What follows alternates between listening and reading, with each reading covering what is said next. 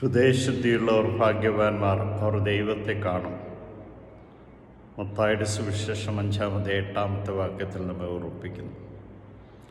ഹൃദയപരിശുദ്ധിയോടുകൂടി ജീവിക്കുക.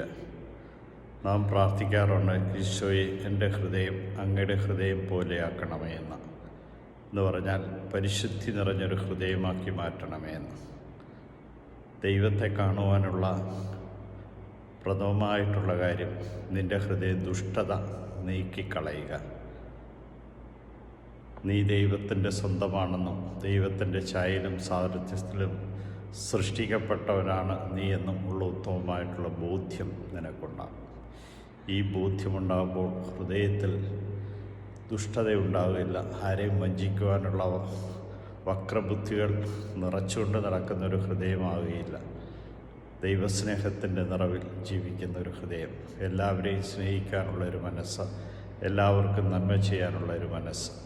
അങ്ങനെ നീ ദൈവത്തെ പോലെ ആയിത്തീരും.